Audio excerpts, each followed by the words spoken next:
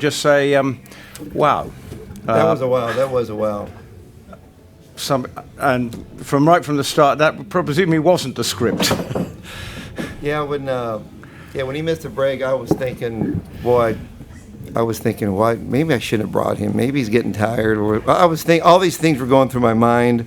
I was telling my wife Jill that here this great horse who's dead last, giving him this head start, and then down the backside, I didn't know if he was running or not, and I saw Mike was just sitting on the outside, so I thought, well, maybe Mike will, take care of him, won't abuse him. And then the far turn, and then he started making a little move, and I thought, wait a minute, I got a little hope. And then when they turned for home, I told my wife, if he wins this race, he's the most incredible horse I've ever seen. And here he comes, and I knew once he had him in that, he's got that long stride, and he sees a target in front of him. I started feeling like I get emotional, like, wow, I'm involved with this. We're watching something,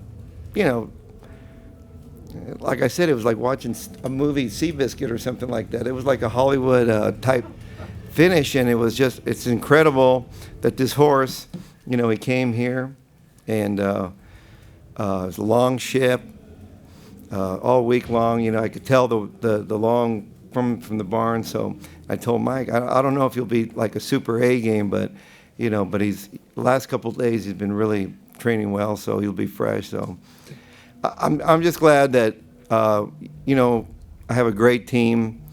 Jimmy, Dana Barnes, they work so hard. Dana's been over here, and I wish Opportunity would have run a little bit better. I was actually watching more Opportunity than I was Arrogate, because I thought, well, forget about him. Where's Hopper, And so, but all I can say is, Mike Smith, Big Money Mike, he was sitting back there, and he just said, when they left, he just let the horse gather himself. He's still a big kid learning how to run, and so, he can go in the lead, he can be last, it's just an incredible. I think what we saw today was, I think he stamped his legacy was like, how incredible is this horse? Mike, and obviously your trainer has clearly gone through a lot of emotions watching that.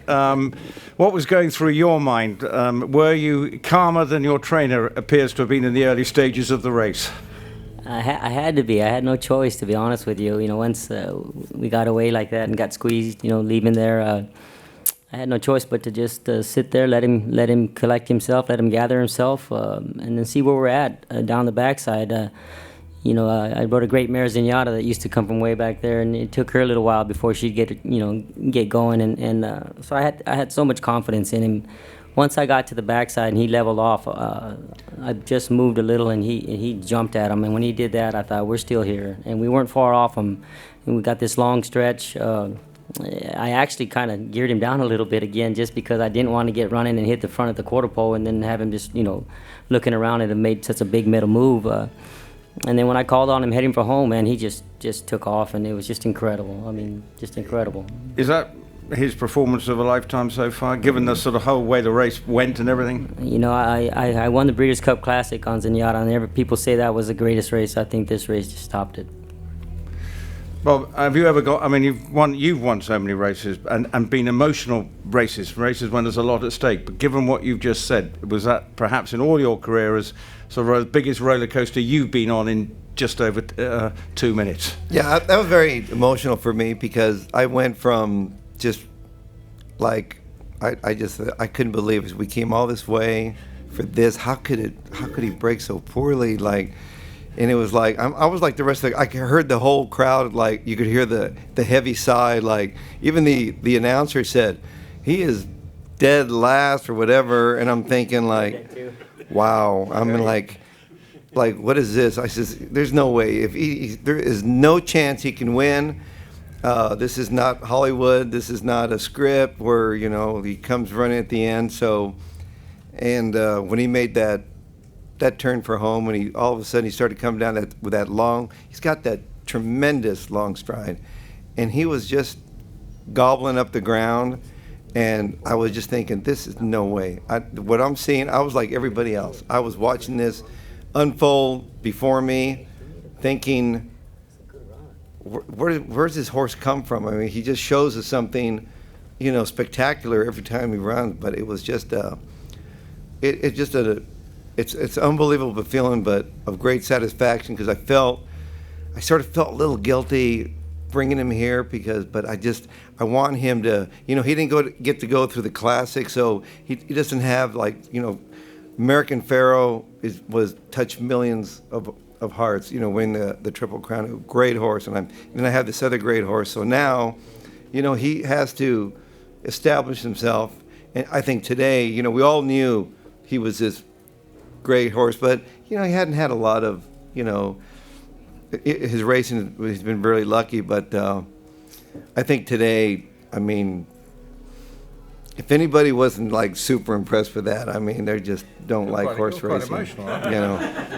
Yeah, I still can't believe he won the race. All I could say, like my wife Jill, we were just so.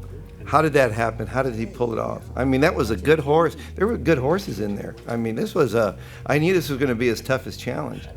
Mike, what do you think happened at the beginning? Was he half asleep? Was he thinking this is all going to be too easy? Can you put what? It's hard to say. He's used to having. In America, we always have someone really stick their head up into the doors. He's used to some different things, but. For whatever happened, I think it just happened for a reason.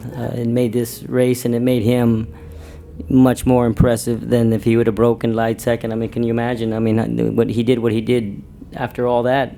It might have just been kind of a boring race. I mean, it made it an unbelievable race, man. It truly did. And when you get to ride for a man like this, man, you stay confident. You stay confident. I'm just glad my heart doctor was here tonight, so he was. We were on red alert.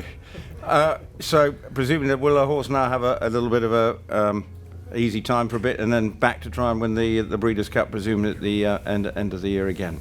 Yeah, that's the plan. Well, he deserves a good freshening. He's been so good to us, so we're gonna really take care of him. And Prince Khaled, he says the most. I asked Garrett O'Rourke, I says, is there any race that the Prince would like to really win?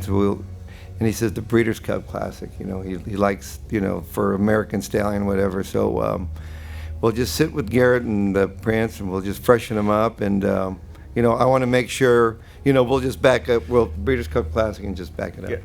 Garrett, if you could just sort of sum it up from an owner's perspective and the team watching. Your trainer's been through the ringer. Were you going through the ringer as well, and the team going through the ringer? These are probably the first words I've gotten out of my mouth since the break. I mean, it's fabulous. We did have a pause probably after the Pegasus, and did not commit to coming to this race for the reason of not wanting to overburden Bob with the pressure of having to make a decision, number one, and the horse also. So we waited and waited and waited. All the signals were good to come here, and we were even talking earlier about what made it worthy of coming here. Well, I think sometimes when you have a great athlete and they have the capabilities, and you're not sure whether it's the right thing or the wrong thing to do, you've got to take the chance and let them flaunt their stuff. And I didn't expect that he'd have to flaunt it so much today, but it was very impressive. I'm delighted. Sometimes a circumstance presents itself to allow a horse to show really how brilliant he is, or an athlete just to show how brilliant it is, and he got that opportunity today. It wouldn't have been our choice, but I'm delighted now with the way that it worked out, that he got to show how brilliant, because he had to be brilliant to win today. Well, Bob, he's touched a lot of people's hearts today. It obviously sounds like your heart's had a tester today. Then I think Garrett, he summed it up. He had to show, he had to be really brilliant to win after the circumstance like that.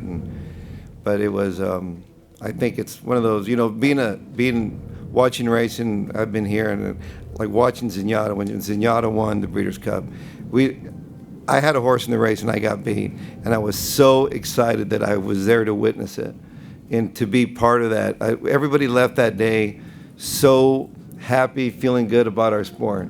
And I think anybody that was here tonight is going to leave here thinking, wow, I'm glad I was there to witness it and to see greatness. Because whether it's sports, whether it's football, track, whatever, you know, watching people came out here like Olympics. Usain Bolt, we wanted to see, we expect him to do something like that. And I think to be part of racing and be part of a horse like this was, that was pretty incredible. I mean, the feeling, I don't know how you won that race. Well, I think on behalf of us, or of all of us here, I think we want to say thank you for bringing him, because, as you quite rightly say, we will all take away a very special memory of a very special horse. Thank you all. Thank you. And I want to thank everybody in Dubai, Sheikh Mohammed and his team, and they really welcomed us. They've bent over backwards to help us out, whatever we needed. And but I'm glad it worked out, because that is a long flight home. But I'm really going to enjoy it. I don't need my laptop. Bob, Mike, thank you very much. Thank you very much.